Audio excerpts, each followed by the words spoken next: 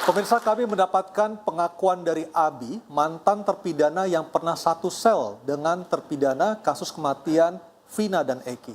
Seperti apa dan apa saja poin-poin yang paling penting yang bisa diintisarikan dari pengakuan Abi? Berikut rekamannya. Anda kasusnya apa? Saya tanyakan itu, saya kasusnya pembunuhan Pak katanya. Padahal saya tidak membunuh Pak. Dia bilang seperti itu. Hah? Kok bisa? Siapa yang bilang seperti itu Kang Abi?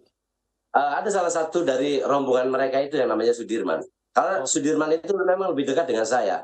Dan dia sendiri selesai Mapenali itu sering main di blok Tamping Masih. Dia mengatakan seperti itu. Saya itu tidak pernah melakukan apa dari tuduhan tadi. Loh kok bisa? Saya katakan seperti itu. Iya Pak. Karena dari proses awal pem-BAP-an itu saya mendapat tekanan, mendapat intimidasi. Dan juga mendapat perlakuan kekerasan, dipukulin, ditendang, bahkan saya itu disetrum untuk mengakui apa yang tidak pernah saya lakukan. Kata beliau, kata dia itu seperti itu. Bang Reza, tadi kita sudah mendengar bersama-sama ketika diinterogasi oleh polisi, tersangka mendapatkan intimidasi. Artinya ini sangat berpengaruh terhadap kualitas dari pengakuan para tersangka. Anda sepakat Bang Reza? Oh iya, saya mencatat paling tiga pada kasus ini ada 3 loopholes, ada 3 kelemahan kalau kemudian kita coba uji dengan pendekatan saintifik. Loopholes pertama memang terkait dengan validitas keterangan, baik itu dari tersangka maupun dari saksi. Adakah kemungkinan bahwa ini merupakan false confession atau pengakuan yang sifatnya palsu? Ada kemungkinan seperti itu. Karena mereka disiksa, diintimidasi. Betul, nah, berarti tipenya kalau memang itu berarti coerced false confession, bahwa ada orang yang kemudian memberikan keterangan yang sifatnya palsu, karena adanya intimidasi, karena adanya tekanan dari pihak eksternal. Nah, saya teringat bahwa laporan atas kasus ini dibuat oleh Ibtu Rudiana ya, kalau saya tidak salah Ibtu ya. Waktu itu Aibtu ya, maaf. Ada dua hal yang terus terang menjadi pertanyaan saya. Pertama, di dalam laporan itu, sebelum dilakukan otopsi, ternyata Rudiana sudah melaporkan bahwa misalnya penusukan dengan samurai itu dilakukan terhadap kedua korban. Padahal di visum tidak ada ya? Itu nanti kita tinjau. Ya. Hal kedua yang terus terang menjadi juga pertanyaan bagi saya adalah Rudiana melaporkan kedua korban sudah meninggal di TKP. Dua hal yang menurut saya semestinya hanya bisa dikeluarkan oleh otoritas terkait setelah dilakukan otopsi terhadap kedua korban. Padahal keterangan berikut yang menyebutkan Vina itu meninggal di rumah sakit. Karena itulah saya khawatir betul bahwa isi laporan Rudiana ke pihak kepolisian adalah memang berangkat dari keterangan orang yang mengaku-ngaku sebagai saksi. Saya, Mas Aryo, beberapa hari lalu bersama teman-teman Diskursus.net, kami melakukan kunjungan ke titik di mana saksi AF mengaku bahwa dia melihat Peggy melakukan pelemparan dan sejenisnya. Saya mencoba berdiri di tempat yang sama dan menurut saya sungguh-sungguh muskil bahwa orang dari jarak sekian puluh bahkan sekian ratus meter dalam kegelapan malam bisa menyaksikan secara jernih apa yang dilakukan oleh siapa pada saat itu. Sementara saksi Aib sendiri yang mengatakan bahwa dia merasa takut dan ingin sesegera mungkin menjauhkan diri dari lokasi tersebut. Teringat oleh saya teori efek senjata. Bahwa ketika seseorang menyaksikan peristiwa yang mencekam, ada kekerasan, ada penganiayaan, maka konsentrasi otak hanya satu hal, yaitu menyelamatkan diri sendiri. Lantas pertanyaannya, bagaimana orang ini, seluar biasa apakah dia dalam kondisi takut semacam itu, justru dia mengaku melihat secara jernih siapa melakukan apa. Konkretnya Peggy melakukan pelemparan. Nah, tadi saya katakan, saya was-was betul bahwa saksi yang saya pertanyakan kredibilitasnya ini, justru pada saat yang sama, keterangannya itulah yang dipakai oleh Rudiana untuk kemudian membuat laporan di kepolisian. Karena itu, saya sudah semakin kuat posisi saya untuk mengatakan jangan terlalu memforsir diri, baik itu waktu atau stamina, untuk membongkar keterangan, baik itu keterangan dari tersangka maupun keterangan dari saksi. Jadi Bang Reza sementara ini berkesimpulan para terpidana dan termasuk Peggy yang sekarang menjadi tersangka itulah bukanlah orang-orang yang selama ini terlibat dalam kematian Vina. Saya mundur satu langkah, tidak sampai ke sana. Pertanyaan saya lebih mendasar lagi. Benarkah terjadi pembunuhan dan benarkah terjadi perkosaan? Jadi saya tidak berfokus saat ini untuk berbicara siapa sesungguhnya yang melakukan pembunuhan, siapa yang melakukan perkosaan, tidak. Oke. Tapi justru saya bertanya-tanya, benarkah terjadi pembunuhan dan benarkah terjadi Baik, perkosaan? Pak Benny, dari kunjungan Kompolnas ke Polda Jabar, apakah sebenarnya kematian Vina dan Eki ini disebabkan oleh pembunuhan ataukah kecelakaan tunggal? Ya, saya ingin menjelaskan dulu bahwa ketika mulai muncul beberapa saksi, kemudian juga ada perubahan pengakuan dan sebagainya, kami dari Kompolnas mendesak kepada Mabes Polri agar segera membentuk tim untuk audit investigasi. Dan sudah dilakukan, hari ini sementara berjalan. Kita harapkan bahwa hasil audit investigasi ini bicara masa lalu, kasus sampai dengan vonis. Kemudian di sisi lain sekarang ini sedang berjalan penyidikan untuk yang 3 DPO. Nah, diharapkan dari hasil nanti audit investigasi ini akan ketemu hal-hal apa yang menyimpang, hal-hal apa yang tidak sesuai SOP dan sebagainya. Ini akan berkontribusi dalam penyidikan yang sementara berjalan. Kemudian juga kami melihat bahwa kita sudah berapa kali ini dapat informasi adanya kesaksian baru mengatakan begini, tapi setelah diperiksa oleh penyidik keluar beda. Ya.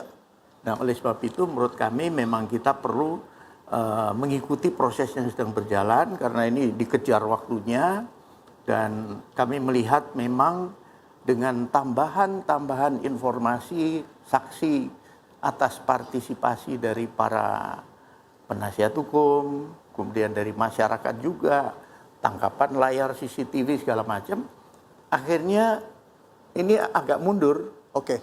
Target rekonstruksi persiapannya sudah, tapi ketika sudah dirancang satu waktu karena muncul ini ditunda. Mundur lagi. Ya. Baik. Nah, ini diharapkan nanti kalau sudah dinilai cukup, sudah selesai semua, kemudian dilakukan rekonstruksi, diharapkan mulai tergambar. Baik.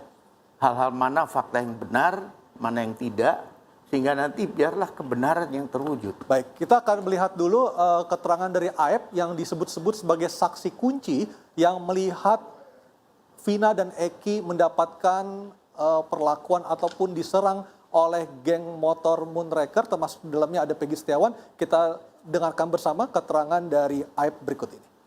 Yang kejadian itu kebetulan waktu itu saya lagi di warung, saya lagi di warung.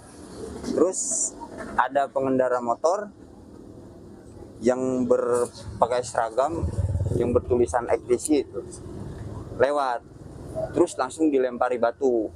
Tuh di situ dilempari batu, terus dikejar-kejar tuh.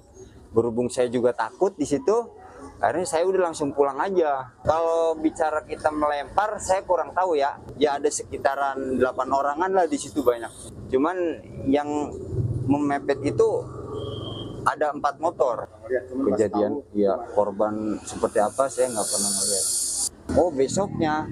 Ya besoknya. Ya, Mas Tony, ada kata-kata kunci di situ. Karena saya takut, saya pulang aja. Artinya tidak tuntas Aep melihat apa yang sesungguhnya terjadi di malam tanggal 27 Agustus 2016 saat itu. Komentar Anda. Ya, itu artinya Aep itu tidak mengetahui secara langsung peristiwa tindak pidana itu. Karena dia keburu pulang karena takut. Iya, karena tadi dia pulang takut kan dengan melihat jarak 100 meter, kemudian terjadi pelemparan, kemudian dia pulang takut. Berarti Aep ini tidak melihat secara langsung bagaimana peristiwa pembunuhan itu terjadi. Dan belum tentu pembunuhan juga. Bisa Ya. jadi kecelakaan tunggal kan? Ya, katakanlah saya melihat putusan pengadilan ini ada pembunuhan ya. Dan Aep ini ya, bersaksi di BAP, kemudian BAP-nya itu dibacakan di pengadilan karena udah disumpah ya. Ketika kesaksian Aep ini memberatkan terdakwa sehingga terdakwa dihukum, maka Aep ini dengan keterangan kontroversinya di sisi lain dia pergi karena takut, kemudian di sisi lain dalam putusannya itu, dalam BAP yang dibacakannya itu seolah-olah mengetahui peristiwa pidana sehingga membuat terdakwa dihukum, maka Aep ini sudah bisa dilaporkan memberikan keterangan palsu ya atau bersaksi di atas sumpah, di bawah sumpah dengan ancaman pidana penjara 9 tahun. Ini harus dilaporkan Aib ini. Bang Farad, apakah Anda akan melakukan ataupun melaporkan Aib karena klien Anda sudah menjalani hukuman penjara yang padahal mungkin saja dia tidak terlibat dalam kasus Vina dan Eki? Ya, itu pasti akan kita lakukan. Tapi mumpung ada Pak Denny dari Komisi Kepolisian, yang saya soroti di sini adalah DPO awal itu 4 orang, walaupun dalam pengadilan disebutkan 3 DPO, Andi, Denny, dan Peggy, ya. Nah, sekarang polisi mengatakan tersangka tinggal 1, nggak ada lagi yang lain gitu. Menjadi pertanyaan kami, di mana 3 orang tersebut? Nah, kepada seluruh masyarakat Cirebon, apakah pada saat kejadian itu, di antara 4 ini pernah didatangi oleh kepolisian? Kemudian adakah orang hilang di saat itu? Yang kami dapat dengar adanya orang dieksekusi. Sehingga sekarang mereka takut untuk berbicara, mengatakan bahwa anaknya hilang. Ya. Sehingga polisi mengatakan itu fiktif. Bisa jadi karena ada mungkin intimidasi kekerasan yang membuat yang harus diteliti dan diinvestigasi. Kalau perlu Kapolri membentuk tim pencari fakta. Kemana para DPO 4 orang yang katanya 1 orang, Peggy, walaupun menurut Tony bahwa ini adalah fiktif atau salah tangkap. Berarti kalau salah tangkap berarti 4 orang yang hilang. Nah, di sini untuk menentukan siapa DPO itu, apa alasan Rudi mengatakan bahwa 4 orang DPO dan dia udah datang ke rumah DPO tersebut. Ada KTP-nya, ada alamat jelas gitu. Itu yang Tadi Anda mengatakan ada yang dieksekusi. Itu data dari mana Bang Farad? bukan seandainya. Kan ini kan namanya, kan saya menanyakan kepada seluruh masyarakat Cirebon, apakah ada kehilangan 4 orang anggota atau keluarga? Gitu harus terbuka aja gitu. Ya, itu spekulatif ya kalau menurut saya. Karena dalam satu proses pidana lebih baik tidak ada orang yang dihukum lagi ya. Jadi kalau polisi menetapkan 1 itu sebetulnya lebih bagus ya. Dan 1 saja diperdebatkan ya. Tapi 1. persoalannya gini Pak, bukan masalah 1 diperdebatkan. Karena dalam pertimbangan majelis hakim 3 orang nama masuk. Dani, Andi, dan Peggy. Dan 3 orang ini adalah pelaku pembunuhan, penusukan, dan juga nggak jelas. pemerkosaan. Nggak jelas karena putusannya aja ini potensi peradilan sesat ya, potensi loh ya. Saya tidak katakan itu karena prosesnya unprofesional ya. Jadi kalau penyidikannya sekarang menurut IPW yang kita dorong adalah sikap profesional dan berkeadilan ya. Kalau penyidik menyatakan 1 ya, kita hormati dulu 1 dan penuhi semua prosedur secara ketat gitu ya. Kalau kita kemudian mengejar 3 lagi, 1 saja belum jelas nih, ini jadi akan menghukum orang yang belum tentu salah loh, ya. Belum tentu salah. Jadi 3 orang itu misalnya yang memang belum ada, kalau penyidik menyatakan memang ini 1, batasi ya. Karena 1 aja belum bisa dipertanggungjawabkan, karena spekulasi semua. Spekulasinya apa? Ketika 3 DPO itu disebut, identitasnya tidak jelas. Hanya sketsa gambar. Sketsa gambar pun tidak ada. Tapi penyidik bisa meyakinkan jaksa sehingga membuat penuntutan dakwaan. Ini problem Ilustrasi. dalam pidana kita ya. Banyak kasus-kasus yang disebut potensi peradilan sesat. Gitu ya. Karena hakim sebagai pemutus terakhir itu tidak cermat, tidak akurat. Kemudian tidak melakukan pemenuhan pembuktian yang memenuhi syarat, gitu loh. Ini banyak terjadi. Kasus apa? Rian Jombang tadi saya katakan, ya. Karta. Kemudian apa? Sengkon Karta. Saka Tatal mungkin juga. Kemudian Kelitih di Jogja, ya. Itu juga sama kejadiannya tuh. Kemudian juga kasus dulu Sengkon Karta, ya. Kemudian kasus apa lagi? Yang kemudian bisa dilihat sistem peradilan pidana kita ini memang perlu dirubah. Termasuk ya. Peggy ya. Peggy bisa Gitu. jadi juga bukan sebenarnya bukan orang yang selama ini dicari seperti yang dikatakan Bang Hotman, yang meragukan sebenarnya bukan Peggy yang ada di DPO itu. Ya jelas. Masa sih Polda Jawa Barat ya menetapkan DPO itu asal-asalan? Kan sudah disebarkan dengan percaya dirinya bahwa Peggy alias Peron itu dengan ciri-ciri ya, rambutnya keriting, umurnya pada tahun 2016 itu 22 tahun dan Sekarang 27 ya harusnya ya. umur 30 tahun 2024, kemudian tinggalnya tuh di Banjarwangun. Ya. Polda itu jelas menindaklanjuti putusan pengadilan dan dari keterangan saksi-saksi yang terpidana itu kan, kemudian muncullah dengan ciri-ciri tersebut.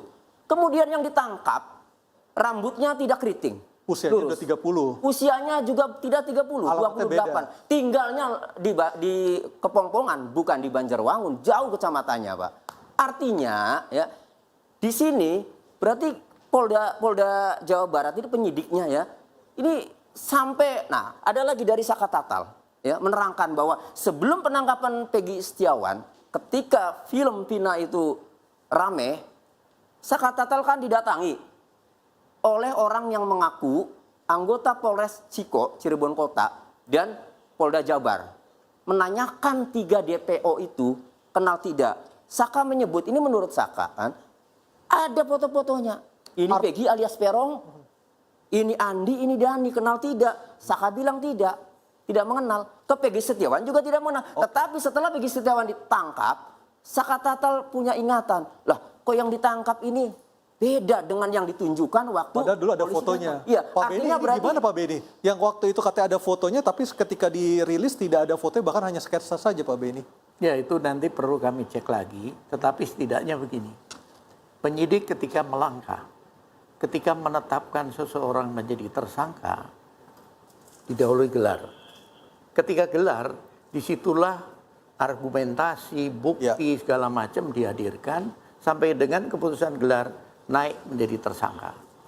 Baru dilakukan penangkapan. Ini ada risiko hukum ketika salah dalam melakukan penetapan. Nggak usah jauh-jauh lah, nanti kalau dari penasihat hukum melakukan gugatan pra-peradilan, harus bisa pertanggungjawabkan apakah alat bukti sudah cukup, apakah identitasnya sama orang ini. Artinya gelar perkara tidak pernah dilakukan ketika tahun 2016 Pak Beni ya? Kami melihat seperti itu. Ini fatal sekali Bang Reza kalau seperti itu. Artinya menetapkan nasib seseorang tanpa melalui gelar perkara sesuai dengan SOP ataupun peraturan Kapolri nomor 6 tahun 2019. Sidik siapa itu rawan benar. Saya menetapkan 4 syarat agar bisa sampai pada sebuah simpulan bahwa proses pengungkapan kasus itu berlangsung dengan kualitas yang baik. Pertama, harus tuntas. 2, menyeluruh, objektif dan transparan. Objektif berarti harus dilakukan sesuai dengan peraturan yang berlaku, penghormatan terhadap hak asasi manusia, praduga tak bersalah, dan seterusnya. Sementara objektif yang kedua bermakna bahwa proses pengungkapan itu harus betul-betul dilakukan dalam koridor uji saintifik. Kalau 4 syarat ini saya tetapkan atau saya terapkan untuk menakar kualitas pengungkapan kasus Cirebon ini, menurut saya belum satu pun yang terpenuhi. Baik. Dan kita akan sesaat lagi kita akan break, kita akan melihat siapa sesungguhnya yang disebut-sebut atau diduga menghalangi penyidikan kasus Vina dan Eki. Interupsi segera kembali.